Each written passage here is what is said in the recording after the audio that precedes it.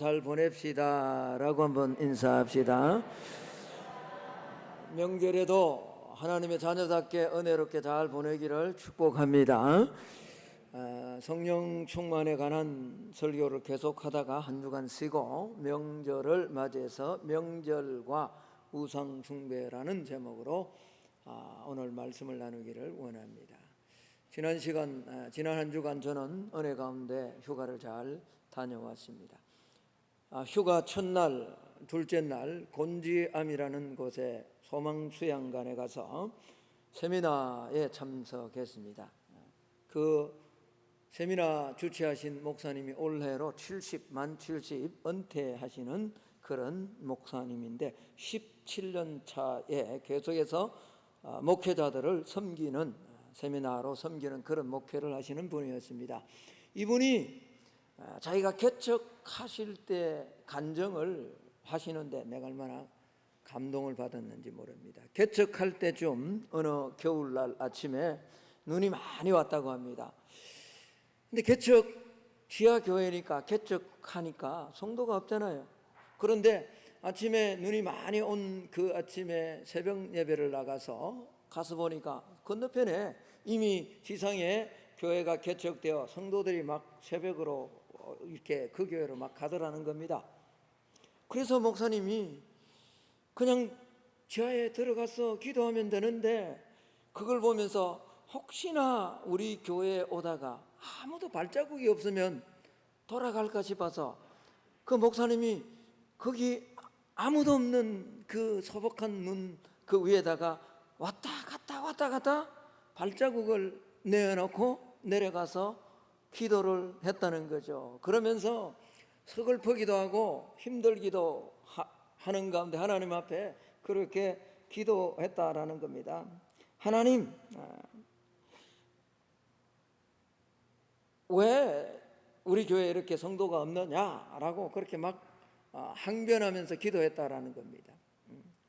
그런데 그때 하나님께서 왜 아무도 없느냐? 왜 아무도 없느냐? 내가 너와 함께하지 않느냐? 내가 너와 함께하지 않느냐는 거죠. 여러분, 아무리 힘들고 어려워도 하나님은 오늘 예배로 올라온 저와 여러분과 함께 하십니다. 이 목사님은 올해로 이제 연말이면 만 70세로 은퇴하시는데 그 이후에 정직하게 사람들한테 보이려고 하지 않고 정직하게 하나님 바라보며 신실하게 목회해서 지금 교회 많이 모이느냐 적게 모이느냐 그게 중요한 게 아닙니다. 70을 앞뒀는데도 제가 설교하는 보니까 설교는 저보다 좀 못하더라고요. 근데 그게 아니에요. 정말 신실하게 하나님 앞에 붙들린 정직한 목회를 한다. 그렇습니다. 아무도 없지만은 아무도 보지 않지만은 하나님은 저와 여러분과 함께 하시는 줄로 믿습니다. 이번 주에는 민족 고유 명절 추석이 있는 주간입니다. 명절은 참 좋은 점이 많이 있습니다. 오랫동안 함께 하지 못하는 가족들과 친지들과 함께 할 수 있죠. 서로 안부를 묻고 또 사랑을 함께 나눌 수 있다는 점에서 참으로 좋습니다. 그래서 구약시대에는 하나님께서 이스라엘 백성들에게도 명절을 주셨어요. 절기를 주셨어요. 7가지 절기를 주시고 그 가운데 유월절과 오순절과 초막절, 흔히 이야기하는 장막절이라고 이야기하죠. 이 세 절기는 반드시 20세 이상 된 남자는 빈손으로 가지 말고 정성껏 하나님 주신 것을 가지고 예루살렘 성전에 와서 하나님을 꼭 만나라 라고 그렇게 명령한 거죠. 하나님을 만나고 제사를 드리고 주신 복을 감사하는 축복의 시간이 명절 절기였다라는 겁니다. 그런데 우리 성도들에게 이 명절은 항상 즐겁지만은 않습니다. 왜 그렇습니까? 가장 큰 문제 가운데 하나가 이 제사 문제로 인한 갈등이 있다라는 거죠. 여러분, 특별히 온 가족이 다 예수를 믿는 가정은 그렇지 않지만 가족 중에 혼자 예수를 믿거나 아니면 문중 가운데 홀로 그 가정이 예수를 믿으면 참 이건 문제가 됩니다. 저희 가정도 그랬거든요. 그 시골에 물론 뭐 시골에서 다 일찍이 나왔습니다만 그렇게 가면 다 제사를 지낸다고요.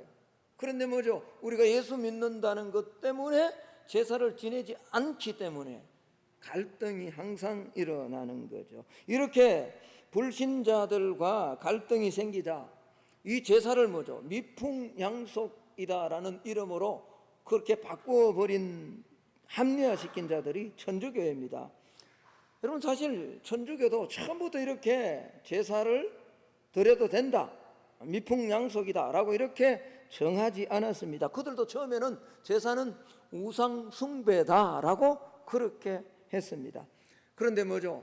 신유박해라고 1801년도죠. 1800년대의 연도에 정조왕이 사망을 합니다. 그리고 그 다음에 1801년에 어린 순조가 등극을 하죠. 그러자 뭐죠? 정순왕후라고 하는 대왕 대비가 수렴청정을 합니다. 이때부터 그 벽파라고 하는 세력이 정권을 잡으면서 그 앞에 정권을 잡았던 정조 대왕 때 정권을 잡았던 남인을 탄압하기 위해서 그 일례로 한 수단으로 뭐죠? 천주교를 탄압하기 시작한 거예요. 천주교를 탄압할 때 이들은 그렇게 이야기를 했습니다. 무부무군 멸륜지교라고. 무슨 말이냐? 이 천주교는 무부, 아버지도 없고, 무군, 임금도 없다. 그리고 멸륜이란 말은 윤리를 멸하는 지교, 교다라는 거죠. 여러분, 왜 이렇게 할까요? 그들은 하나님을, 천주교가 뭐죠? 처음에 들어왔을 때 하나님을 아버지로 그랬죠. 제사를 안 지내니까 이건 조상도 모르는, 아버지가 없는 그런 윤리를 멸하는 종교다라고 해서 탄압을 했다는 겁니다. 그래서 그 신유박해 때 우리가 잘 아는 것처럼 약 100명의 이 천주교인들이 참수를 당합니다. 흔히 이야기하는 서소문 밖에서 참수당하죠. 왜냐하면 천주께서 이 임금이 되고 하나님께서 아버지가 된다라고 하며 제사를 거부했기 때문에 그렇다라는 겁니다. 그러나 그들이 변질되어 버렸잖아요. 그렇게 많은 핍박 가운데 지켜나가야 되는데, 신앙이란 핍박과 고난 가운데도 믿음을 지켜나가는 게 참된 신앙이죠. 그런데 그들은 뭐죠? 변질되어 버렸다라는 겁니다. 자, 어쨌든 우리 성도들은 이 제사의 문제를 어떻게 볼 것인가, 명절을 맞이하면서 우리는 어떻게 대처해야 될 것인가, 오늘 본문을 통해서 잘 분별하고 또 믿지 않는 성도들과 우리가 이 명절을 어떻게 복음의 기회로 잘 활용할 것인가 한번 살펴보기를 원합니다. 여러분, 저와 여러분의 신앙은 영적 싸움입니다. 믿습니까? 우리의 싸움은 혈과 육의, 믿지 않는 가족들과 그렇게 관계의 문제가 아니란 말이에요. 그 뒤에 있는 영적 싸움, 우리의 싸움은 혈과 육에 대한 것이 아니요 정사와 권세와 하늘에 있는 악한 영들과의 싸움입니다. 신앙이 그런 거죠. 그런데 불신자들은 성도들이 제사를 지내지 않는 것 가지고 불효자다, 기독교는 불효의 종교다, 예의가 없는, 조상에 대한 예의가 없는 종교다라고 그렇게 이야기를 하죠. 여러분, 정말로 그렇습니까? 기독교가 불효의 종교입니까? 그렇지 않습니다. 어느 종교가 기독교만큼 그렇게 효도를 강조하냐고요. 여러분, 기독교는 생명의 종교입니다. 더 정확하게 이야기하면 기독교는 종교가 아닙니다. 기독교는 생명입니다. 살아있는 생명이란 말이에요. 예. 여러분, 성경은 불효하는 것을 사형으로 다스릴 만큼 효를 강조합니다. 출애굽기 21장 15절에 보면 자기 아버지나 어머니를 치는 자는 반드시 죽일지니라. 이 17절에 보면 자기의 아버지나 어머니를 저주하는 자는 반드시 죽일지니라. 여러분, 두 가지입니다. 하나는 치는 자, 하나는 저주하는 자. 외적으로 부모님께 뭔가 물리적 행사를 하는 자뿐만 아니라 내적으로, 속으로, 마음으로 공경하지 않고 효도하지 않는 자도 죽이라라고요. 그렇습니다, 여러분. 살아 계실 때 효도는 전혀 하지 않고 죽고 난 다음에 제사를 잘 지내는 것이 효도입니까? 그 제사 지내는 이유와 목적이 여러분 뭔 줄 아세요? 불신자들이 그 부모를 진짜 추모하고 그리워하고 그렇게 공경해서 제사를 지내는 줄 아십니까? 그렇지 않습니다. 그들이 제사 지내는 목적은 그들이 신이라고 이야기하는 조상의 영혼을 잘 달래어서 자기가 복을 받자는 거죠. 그래서 제사 지내는 거예요. 여러분, 그러나 우리 성도들은 그렇지 않습니다. 살아 계실 때 꽁치 한 마리라도 칼치 한 마리라도 부모님께 그렇게 드리는 효도를 하는 게 기독교 아닙니까? 할렐루야. 여러분, 저는 지금까지도 그렇습니다. 지금 내가 뭐 하고 있는 걸로 아는데 저희 부모 어머님에게 매달 용돈을 보낸다 그랬잖아요. 계좌이체 된다고요. 계좌이체. 살아 계실 때 여러분 밥 한 끼라도 어머님께 좋은 것 드려야죠. 그게 효도죠. 죽고 난 다음에 뭘 한다고요. 어저께 우리 딸이 왔어요. 제가 그렇게 약속을 받았어요. 너는 결혼하더라도 내가 어머니한테 한 것처럼 넌 매달 용돈을 보내야 된다. 안 하려고 그러더라고요. 아닙니다. 하려고 했어요. 해야 됩니다. 그 효도, 자기가 복 받는 길이에요. 제가 살아보니까요, 그렇게 어머님한테 시드머니처럼 참 전도사 때 힘들고 어렵지만 드렸던 그걸 하나님 그냥 보시지 않습니다. 절대로 그냥 보시지 않습니다. 먹고 있는 문제에 대해서는 한 번도 걱정하지 않도록 하나님이 인도해 주셔 채워주셨습니다.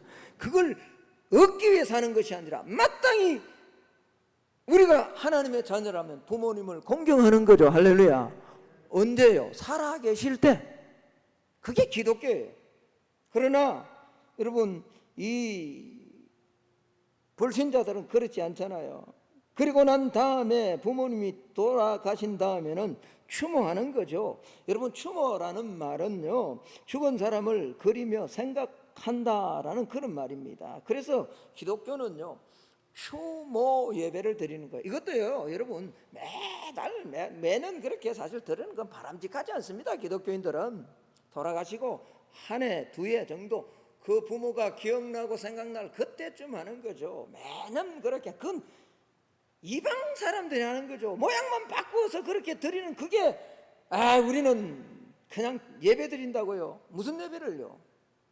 여러분, 우리는 잘 오늘 본문의 말씀을 잘 들어야 됩니다. 명절뿐만 아니라 제사 문제에 가는 것은요, 영혼의 생명을 얻느냐 영혼이 죽느냐의 문제입니다. 생사의 기로가 달린 문제예요.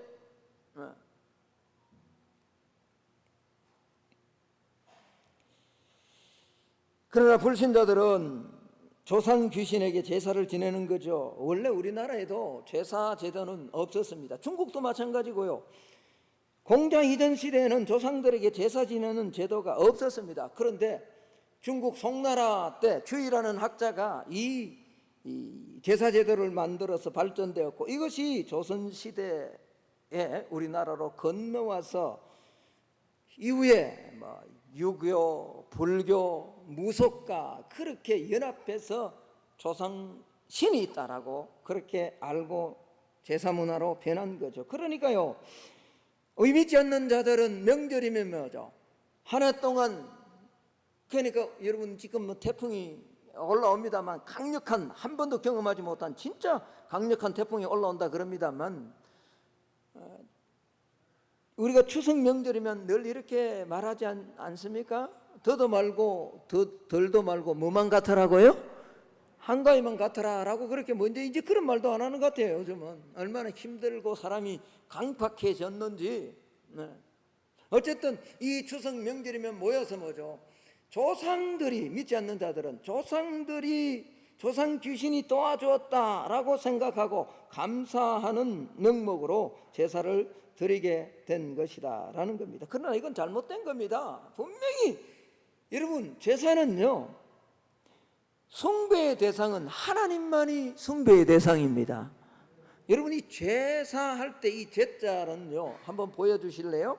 제자는요, 사실은 신과 접한다라는 말이에요. 지금 잘 보일런지 모릅니다만 이 제사의 제자의 한문은요, 요렇게 되어 있는 것이 고기육이라는 뜻이에요. 그리고 요렇게는 오른손을 뜻하는 거예요. 사람이 고기를 들고 밑에 보여준다. 보일 시자. 사람이 고기를 오른손에 고기를 들고 누구에게 보여줄까요? 신에게. 신에게 나아가 신과 접하는 것이 사실은 제사거든요. 그래서 구약 시대에도 이스라엘 백성들이 하나님 앞에 뭘 드렸죠? 제사를 드린 거예요. 우리가 기도하면서 뭐 제사 그러는데 오늘 신약 시대, 성령의 시대에는 사실은 제물로 제사를 드리는 것이 아니라 저와 여러분의 이 몸을 통해서 영적 제사를 드리는 거죠. 이미 구약의 짐승 잡는, 소 잡고 양 잡는 그런 구약의 제사는 이미 폐하여졌습니다. 그런데 제사라는 말, 이 제는요 신과 접하는 거예요. 그런데 조상은 신이 아니잖아요. 여러분, 믿지 않는 사람들은요 영혼이 있다라고 그렇게 믿습니다. 여러분, 우리도 영혼은 있다라고 믿죠? 그런데 믿지 않는 사람들은 이 죽으면 육체는 썩지만 영혼이 후손들에게 영향을 끼친다라고 이렇게 생각하는데 문제가 있는 거죠. 조상이 죽은 후에 제사밥을 주지 않으면 천륜을 거역하는 죄이기 때문에 조상 귀신이 노해서 자손들에게 해를 끼친다라고 그렇게 생각하는 거예요. 또 자기 수명을 채우지 못하고 요절한 영혼이나 고생하다가 떠난 영혼들이 저승으로 가지 못하고 평소에 고생하던 곳을 배회하는, 그렇게 배회하면서 사람들을 괴롭힌다라고 생각하는 거죠. 그래서 그 영혼이, 죽은 사람의 영혼이 귀신이다라고 생각하는 거예요. 그래서 그런 영혼들은, 요절한 영혼, 고생하다가 힘들게 어렵게 살다가 죽은 영혼은 구천을 떠든다 그러잖아요. 구천을. 그래서 이런 영혼들을 달래서 좋은 세상으로 보내려고 미신과 불교가 합쳐서 천도제라는 것도 지내고 제사도 지내는 그런 것이 제사다라는 겁니다. 여러분, 사실 이거는 상식적으로 맞지 않잖아요. 아니, 요절하고 또 너무 힘들어서 어려워서 좋은 곳으로 가지 못하는 그런 영혼이 어떻게 후손을 돌본단 말입니까? 이게 상식적으로도 맞지 않잖아요. 그런데 뭐죠? 그 영혼을 위해서 뭐죠? 제사를 지낸다라고 그렇게 말하는 거죠. 물론 여러분 꼭 기억해야 됩니다. 귀신은 존재합니다. 아멘? 여러분, 이걸 모르면 안 돼요. 귀신은 존재해요. 그런데 우리가 성경이 말하는 귀신은 죽은 영혼이 떠도는 그런 혼이 후손들에게 무슨 영향을 미치는 그런 귀신이 아닙니다. 여러분, 성경이 말하는 귀신은 하나님을 대적한 타락한 천사와 그 졸개들, 영적인 존재를 성경은 귀신이라 그러는 거죠. 우리의 삶은 혈과 육이 아니란 말이에요. 영적 싸움이란 말이에요. 여러분, 현대와 같은 때에 무슨 귀신이 존재하는가? 귀신을 인정하지 않는 성도들이 의외로 많습니다. 그러면 백전백패입니다. 오늘도 여러분 예배드리러 오면서 혹이나 두려움이나 염려나 누구와 싸우거나 불편한 관계에 예배 오면요, 그 사람을 묵상하면 100번 지는 거예요. 왜 그런 일들이 일어날까요? 여러분, 주일날이면 더 힘들게 만들잖아요. 그렇지 않나요? 제가요 전도사 때 이제 목사 돼서 오래됐습니다만 전도사 때 이렇게 학생부로 가려고 하면 꼭 그날 아침에 사랑하는 사모와 언쟁이 거의 있어요. 있어 와서요. 대부분이 그럴 거예요. 근데 여러분, 왜 그런 줄 아세요? 그러니까 그걸 영적으로 모르면요, 아내와 나와의 관계로 생각하면 100% 지는 거죠. 마귀는요, 하나님의 사람이 하나님의 생명을 살리는 이 일에 가서 헌신하는 걸 그냥 두고 보지 않는 거예요. 할 수만 있다면 믿음의 사람도 끌어내리고 지옥으로 끌고 가려고 하는, 절대로 그럴 수는 없습니다만, 우리의 싸움이 뭐죠? 영적 싸움이잖아요. 그러니까 귀신이 있다는 걸 여러분, 우리가 반드시 인정하고 알아야 되는 거예요. 저걸 모르고서 우리가 어떻게 저걸 이길 수 있냐고요. 저걸 모르면 100번 지는 거예요. 100번 싸워서. 오늘 본문에도 귀신은 분명히 있다라고 인정합니다. 오늘 20절, 21절을 한번 볼까요? 이렇게 말씀합니다. 무릇 이방인이 제사하는 것은 누구에게 하는 것이라고요? 귀신에게 하는 것이요 하나님께 제사하는 것이 아니니 나는 너희가 뭐와 교제하는 자가 되기를 원하지 않는다고요? 귀신과 너희가 주의 잔과 귀신의 잔을 겸하여 마시지 못하고 주의 식탁과 귀신의 식탁에 겸하여 참여하지 못할 것이다 라고 그렇게 말하는 거죠. 그렇습니다. 성경은 분명히 귀신이 있다라고 말합니다. 그런데 성경이 말하는 귀신은 오늘 이 믿지 않는 자들이 말하는 그런 귀신과 다르단 말이에요. 믿지 않는 자들은 귀신을 뭐죠? 누구로 보는 거예요? 죽은 조상들의 영혼으로 보고 있는 거죠. 이게 지금 잘못되었다라는 그런 말이죠. 여러분, 사람은 영과 혼과 육으로 구성되어 있습니다. 그렇죠? 이게 기능론적으로 보면요 3분설이에요. 이게 무슨 말이냐 그러니까 영, 혼, 육이 영이 하는 기능이 다르고 혼이 하는 기능이 다르고 육이 하는 기능이 다르잖아요. 그러니까 기능론적으로 보면 우리 인간은 영, 혼과 육으로 되어 있는데 기능론적으로 보면 영은 하나님을 예배하는 거예요. 할렐루야. 그렇죠? 여러분, 동물도 혼은 있잖아요. 짐승도 혼은 있죠. 그래서 쥐가 있는 거예요. 여러분 집에 있는 강아지, 키우는 강아지 여러분 들어가면 막 반기잖아요. 그 왜 반길까요? 안다고요. 누가 들어오는 저 사람이 내 주인이구나 라는 걸 안단 말이에요. 혼이 있는 거죠. 그러나 여러분, 개가 예배했다는 거 들어보셨나요? 개가 찬송했다는 이야기 들어보셨나요? 지난번에 우리 부흥회 할 때 그 목사님 기도원의 개는 찬송한데 그거는요 그냥 하는 자기만의 습관이죠. 개만의 습관이죠. 개가 무슨 찬송을 하냐고요. 절대로 그런 일 없습니다. 그렇잖아요. 왜? 개는 동물은 혼적인 존재이기 때문에 그래요. 그리고 육은 우리가 압니다. 그런데 기능론적으로는 영혼을 분리할 수 있지만, 그래서 3분설이지만 존재론적으로는요 이건 2분설이에요. 그래서 우리는 2분설, 우리 합동측은 2분설을 그렇게 믿어요. 이게 무슨 말이냐 그러니까 여러분, 영과 혼이 분명히 다르죠. 그런데 영혼을 구별할 수 있습니까? 존재할 때는 뭐죠? 우리가 모른단 말이에요. 그러니까 영혼이라고 말하는 거죠. 그리고 또 뭐죠? 우리 보이는 육체는 육. 그래서 존재론적으로 볼 때는 뭐죠? 2분설이다. 어쨌든 여러분, 우리 인간은 영혼, 육이 있는데 이 귀신은 어떤 존재인가? 그건 다름이 아니라 영적인 존재란 말이에요. 그래서 타락한 천사와 마귀들의 졸개들이다. 이런 성경의 여러 가지 구절들이 정명하면서 될 수도 있습니다만, 여러분 그렇게 우리는 알고 영적인 존재인 귀신이 존재한다는 것을 우리는 인정을 해야 됩니다. 그래야 우리가 승리할 수 있고 이길 수 있다라는 거죠. 여러분, 이 귀신들은요 영적인 존재들로 사람의 영혼에 들어가서 사람을 괴롭히잖아요. 그리고 귀신들은 예수님이 그리스도이고 메시아임도 정확하게 가장 먼저 안 존재가 이 귀신이다라는 말이에요. 이 귀신은 한 놈이 사람 속에 들어가서 괴롭히기도 하지만은요 때로는 막 군대로 여러 귀신이 들어오기도 합니다. 여러분, 오늘 이 귀신 이야기를 하니까 분위기가 좀 싸늘한 것 같은데 인정해야 돼요.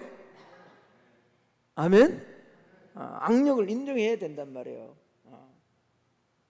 마태복음 12장 43절 45절에 보면요 이렇게 말씀합니다.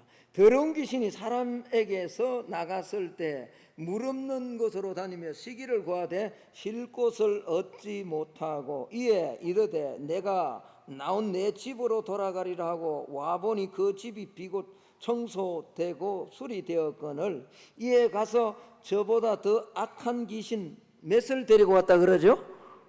그러면 여러분 한번 보자고. 여기 이제 7은 어떤 학자들은 완전 수다라고 그렇게 해서 막 아주 막 많은 귀신을 데리고 왔다라고 그렇게 얘기를 합니다만 사실은 그렇지 않아요.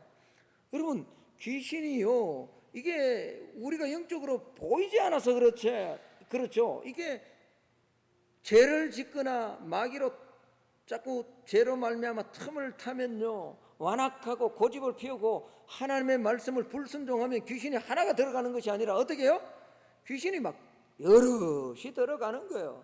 그래서 막 하나님의 뜻대로 살고 싶은데도 악한 영이 뭐죠? 예배를 드리고 싶고 건강하게 살아가고 싶고 마음껏 하나님을 찬송하며 찬양하며 그렇게 살고 싶은데 들어온 귀신이 안 떠나는 거예요. 교회는 다니는데도 이 귀신에 사로잡혀서 한 귀신이 아니에요.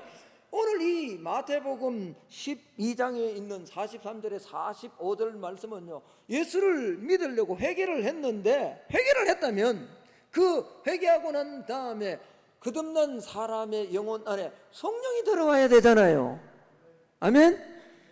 여러분, 이 컵에 물을 채우지 않으면 이 컵에 그냥 빈 공간으로 있는 것 같지만 그렇지 않습니다. 여기에 뭐죠? 공기가 들어오죠.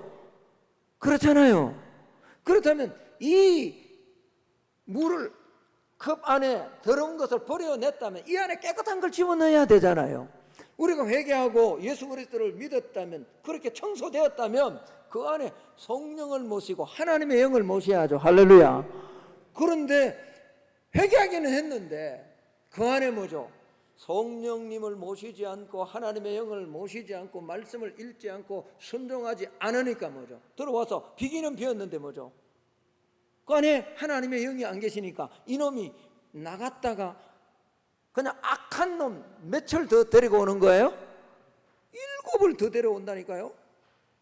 여러분, 귀신은요 한 마리 하나 둘 그런 존재가 아니라 때로는 뭐죠? 군대 귀신으로 떼거지로, 죄송합니다 이 표현을 그래가지고 떼거지로 들어와서 사람을 괴롭힌다. 그러면요 막 인생이 완전히 뭐 인생 같지 않은 거죠. 사람 같지 않은 거죠. 짐승보다 더한 그런 존재가 될 수밖에 없다는 겁니다. 자, 마가복음 5장 15절의 말씀 우리 같이 한번 읽어보겠습니다. 같이 읽습니다. 시작. 예수께 이르러 그 귀신 들렸던 자 곧 군대 귀신 집혔던 자가 옷을 입고 정신이 온전하여 앉은 것을 보고 두려워. 여러분, 우리가 아는 것처럼 이 군대 귀신 들린 자, 군대 귀신이란 말이에요. 한 군대가, 한 사단이요, 한 연대가 얼마나 많냐고요. 한 레기온이라 할 때 군대는요 6,000명을 말하는 거예요. 그러면 귀신이 뭐죠? 아주 떼거지로, 그러니까 이 사람이 뭐죠? 무덤 속에서 매일 뭐죠? 저주받은 인생으로 인간 같지 않은 짐승보다 더 못한 그런 삶을 살아가는 거죠. 그런데 뭐죠? 그 군대 귀신 집혔던 자가 예수님을 만나서 고침을 받았더니 오늘 온전한 사람이 되었다는 거죠. 네. 그렇습니다. 귀신이 존재합니다. 여러분, 저는 이걸 정확하게 제가 경험을 했습니다. 언젠가 한번 제가 말씀을 드렸는지 모르겠습니다. 정확한 연도는 모르겠는데 저희 할머님이 돌아가시기 한 4년 5년 전에 그 고향의 할아버지 집에 갔어요. 무척이나 더운 여름날이었어요. 그 할아버지 집에 가셔서, 그 작은 할아버지 집인데 우리 할아버지가 형제가 3명이고 우리 할아버지가 맞이고 그 두 번째 할아버지는 일제시대에 뭐 돌아가셨고요. 세 번째 막내 할아버지가 이제 살아 계셨는데 저희 할머니가 막내 할아버지 시골에 있는 저희 할머니와 저희 부모님은 시내에 살았고요. 그 이제 시골 고향인 작은 할아버지가 살아 계시는 곳에 그 무더운 여름에 가셔서 그냥 계시면 되는데 할아버지 산소에 한번 가겠다라고 그렇게 나가셨던 할머니가 보이지 않는 거예요. 그러니까 먼저 그때는 핸드폰도 없고 뭐 이런 것도 없으니까 그냥 돌아오시겠지라고 생각을 했는데 안 오시니까 전화가 온 거죠. 자기 작은 할아버지가 아버지한테. 그리고 뭐죠? 저희 집은 고모만 5명이에요. 그리고 막내 삼촌인데 뭐 고모 집에 갔거니 하고 하루를 지냈는데 전화를 돌려보니까 뭐 고모 집에 아무 데도 안 간 거예요. 그래서 드디어 이제 찾아 나서기 시작한 거죠. 그 여름에 여러분 아무리 찾아도 없는 거예요. 3일 4일이 갑니다. 이제 우리 가족만 찾아서는 안 되잖아요. 여러분, 그 여름에 한 5일 정도 지나 저도 가서 며칠을 찾았는데 한 5일 6일 되니까요, 연세가 80이 다 된 분인데 그 살아 계실 가능성이 거의 없잖아요. 그 여름에 가뭄에. 예. 그래서 뭐죠? 처음에는 경찰 일개 뭐 이렇게 경찰들이 와서 같이 한 이틀을 그래도 안 되니까 뭐죠? 밀양에 가면 부대가 있는데, 상동에 부대가 있는데 그 부대가 일개 부대가 와서 이틀인가 군견을 대동해서 막 찾았어요. 그래도 종적이 없는 거예요. 여러분, 그때쯤 되면 하나님이 그 한 영혼을 찾으시는 그 마음을 제가 알겠더라고요. 시체라도 찾아요. 시체라도. 그러니까 찾다가 안 되니까 한 10일이 지난 것 같아요. 찾다가 안 되니까 드디어 이제 저희 고모님들이 뭐라고 하느냐, 밀양에 용하다는 점쟁이를 불러서 뭘 해야 되겠다는 거죠? 구치라도 해야 된다. 왜? 자기 어머님 시체라도 찾아야 되잖아요. 그래서 그때 이제 저희 어머님, 누님, 저 이렇게 세 명이 예수를 믿었는데 우리는 안 된다 그랬어요. 근데 여러분, 그 고모들이 그냥 있겠냐고요. 예수는 너가 믿지만 우리가 해서 어떤 방법으로든 시체라도 찾아야 된다. 어머님 시체라도 찾아야 되지 않느냐. 그거 할 수 없었죠. 그냥 하라고. 그래서 이제 그 용한 점쟁이가 와서 무당 구슬을 하려고 하는데, 정확해요. 이 무당이요, 정확하게 이 집에 큰신 섬기는 사람이 있다는 거죠. 큰신이 누굴까요? 교회 다니는 사람이 있는데 그 사람이 와서 절하면 점괘가 나올 거라는 거죠. 그럼 여러분 할 수 있습니까? 그거? 저희 어머님이 그거 하겠습니까? 안 하죠. 거부했다고요. 그러니까 여러분, 그 고모들, 작은 삼촌 눈길이 얼마나 따갑겠어요. 와서 그냥 뭐 한 번만 형식적으로라도 그냥 이렇게 고개만 숙이면 되는데 안 했어요. 그런데요, 정확하게 이틀 뒤에요, 그 끝나고 난 이틀 뒤에요, 한 12일째 된 것 같아요. 저희 할머님 찾은 지가. 그 할아버지, 작은 할아버지 전답이 있는데 전답 옆에 아주 조그마한 샘이 하나 있는데 그 여름에 물이 없는데 그 샘에서 쫄쫄 물이 나온 거예요. 그 물을 마시면서 그 여름에 모기와 싸우고 막 나중에 할머니 찾았는데 보니까 온 몸에 상처로 가시 투성이었어요. 몸은 여러분, 그 80이 다 된 노인이 살아있다는 게 기적 아니겠어요? 예. 그래서 할머님 찾고 한 4년 정도 사시다 할머니 돌아가셨는데, 제가 드리고 싶은 것은요, 귀신은 있다는 거예요. 정확하게. 그 여러분, 장난이라도 무슨 스포츠 신문이나 오늘의 운세 이런 거 보면 안 됩니다. 오늘 성경은 뭐라고 이야기하죠? 다시 한번 볼까요? 오늘 읽었던 말씀을 한번 볼까요? 자, 무릇 20절 보십시오. 무릇 이방인이 제사하는 것은 누구에게 제사하는 거라고요? 귀신에게 제사하는, 귀신. 여러분, 하나님께 제사하는 것이 아니니 나는 너희가 귀신과 뭐 한다고요? 교제한다라고. 여러분, 오늘 본문은 주님이 이방인이 제사하는 것은 귀신에게 하는 것이고 귀신과 교제하는 것이다 라고 말하지 않습니까? 이방인이 제사하는 것이요 귀신과 교제한다 라는 것을 강조하기 위해서요, 바울은 하나의 대조적인 행위를 듭니다. 여러분, 그게 뭐예요? 오늘 성찬을 대조로 드는 거예요. 그 앞부분이 성찬 이야기를 하잖아요. 자, 우리가 예수를 믿어 세례를 받고 나면, 다시 말하면 정식으로 교인이 된 자는 성찬식에 참여할 수 있죠. 여러분, 성찬 예식을 하면 우리는 그때 뭘 받죠? 떡을 받고 또 뭐죠? 잔을 받지 않습니까? 그 떡을 받고 잔을 받는 것, 그것을 뭐죠? 오늘 귀신이 믿지 않는 자들이, 이방인들이 귀신에게 제사하는 것과 같다라고 말하고 있는 거예요.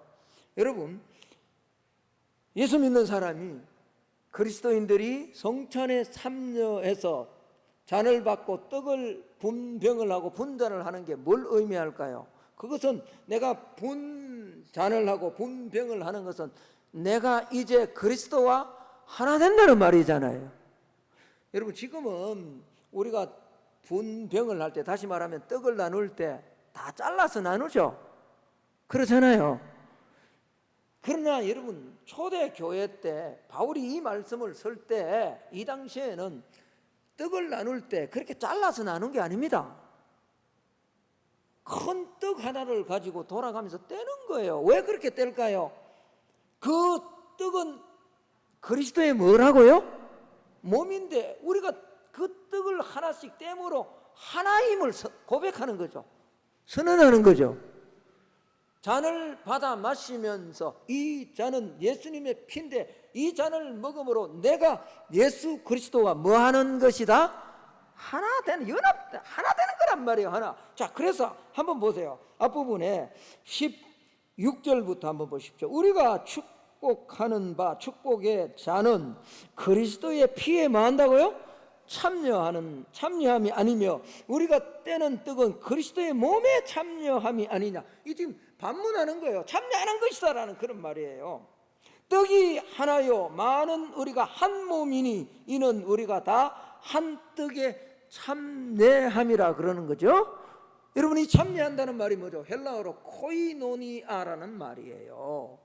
코이노니아라는 말은요, 우리가 성도가 하나의 교회 멤버가 되어서요, 어떻게요? 서로 깊은 교제를 나누는 것을 코이노니아라고 하는 거예요.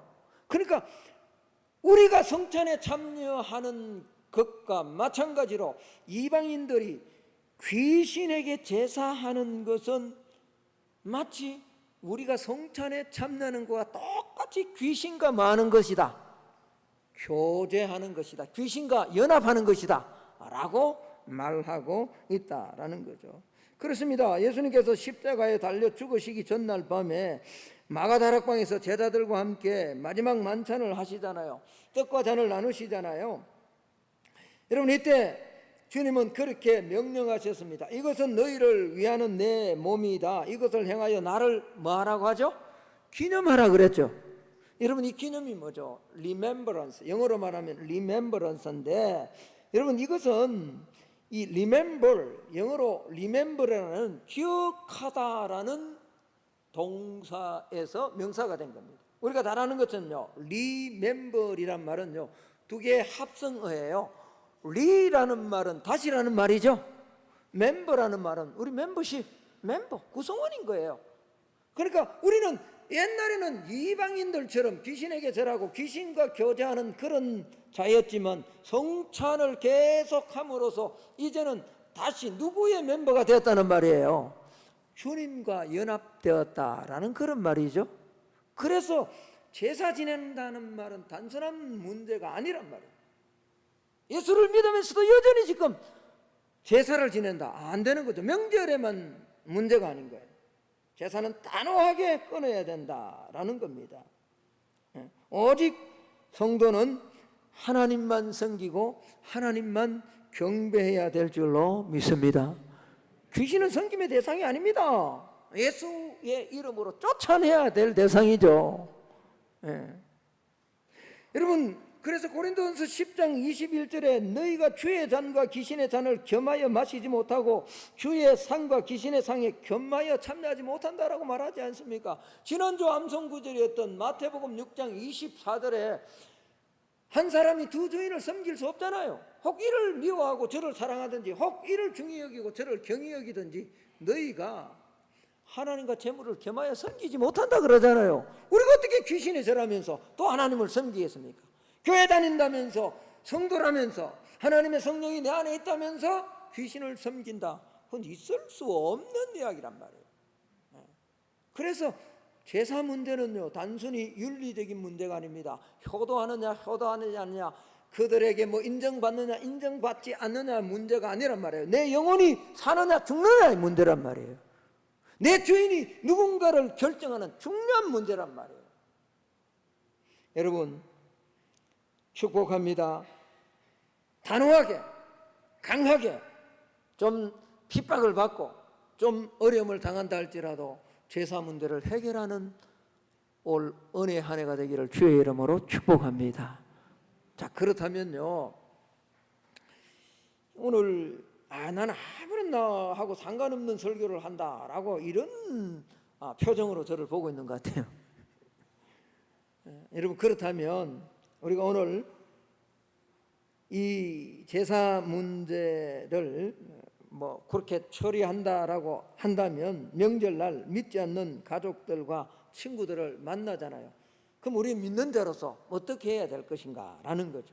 잠시 오늘 이 말씀을 나누고 말씀을 마칠까 합니다.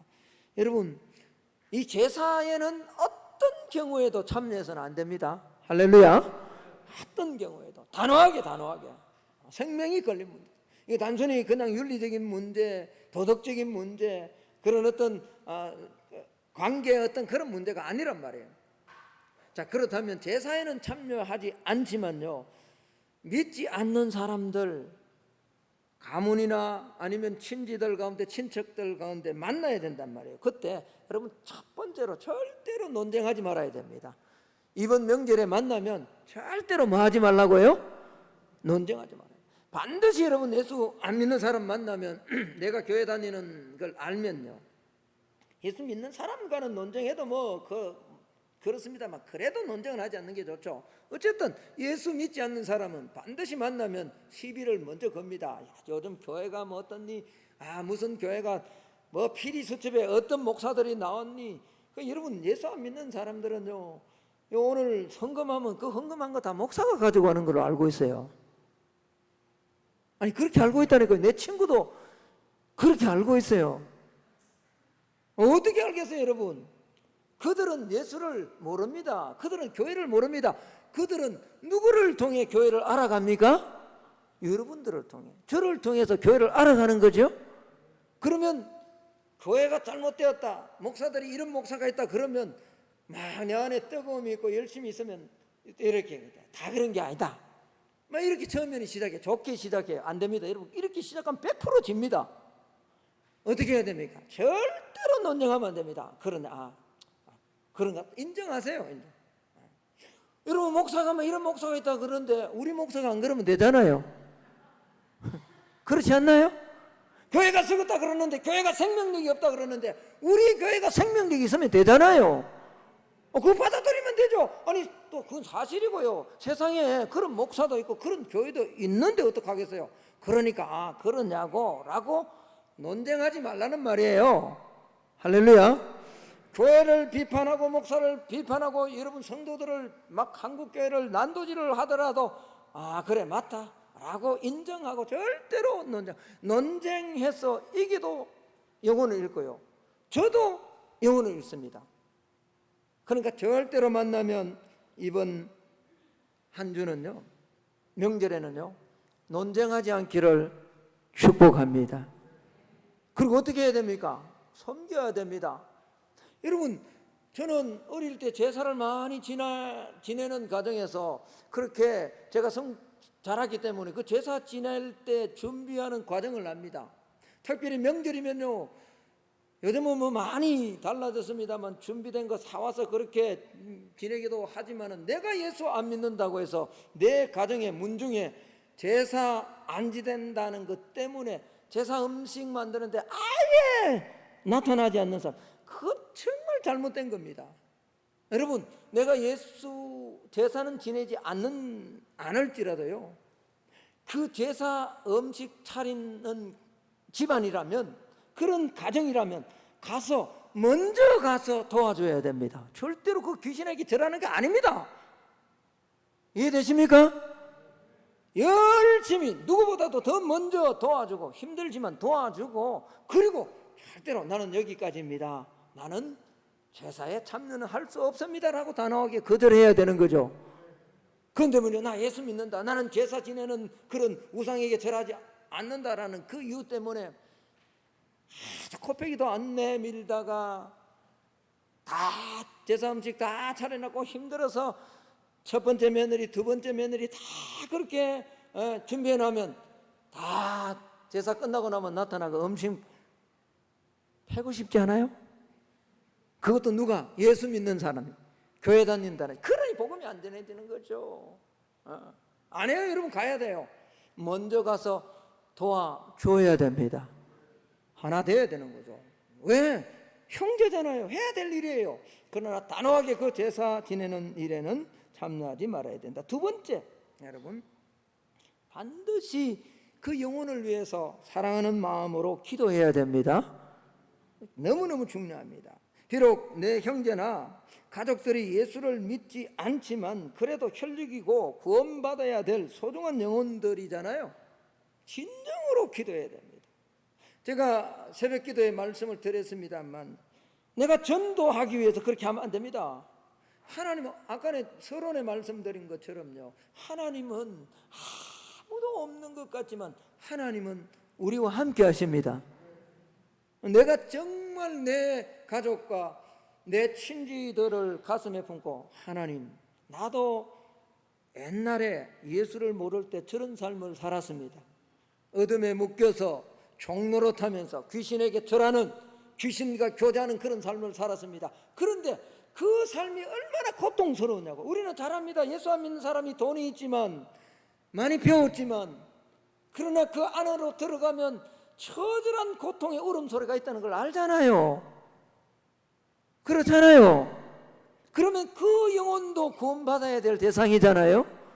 그래서 그들을 놓고 하나님, 저 영혼이 나의 친지, 나의 형제, 내 가족이 반드시 구원받아야 됩니다 라는 믿음을 가지고 그 영혼을 위해서 먼저 기도해야 되는 거죠. 그리고 뭐죠? 그들과 함께 섬겨야 된다라는 겁니다. 그렇습니다.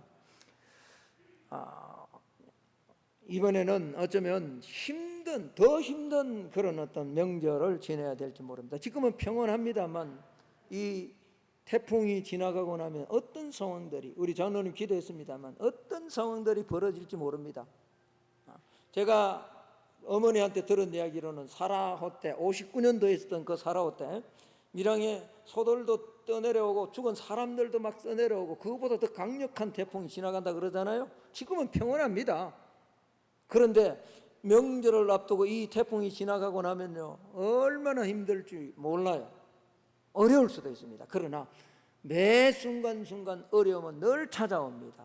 이때 우리가 절대로 우상에게 절하는 것이 아니라 단호하게 끊고 하나님만 경배하고요, 그들을 덮고 사랑으로 기도해서 이번 명절에 복음을 그들에게 전가할 수 있는 은혜의 기회로 이 명절을 잘 보내는 우리 성만의 성도들이 될 수 있기를 예수님 이름으로 축복합니다. 우리가요, 껴서, 결론입니다, 우리가 껴서 이 명절을 잘 보내면 복음을 전가하는 중요한 은혜의 기회가 되지만요, 여러분들이 이 마귀가 귀신이 있다는 이 사실을 놓쳐버리고 그냥 보내면요, 점점 더 우리가 아는 가족들의 영혼을 지옥으로 가도록 방치하는, 돕는 우리가 되는 거예요. 그래서 이번 한 주간요, 이 명절에 우상 숭배를 정확하게 금하고 힘들고 어렵게 살아가는 영혼들을 위해서 기도할 뿐만 아니라 그들을 사랑으로 도울 수 있는 그런 명절을 잘 보내는 우리 성만의 성도들이 다 될 수 있기를 예수님 이름으로 축복합니다. 하나님 감사합니다. 그렇습니다.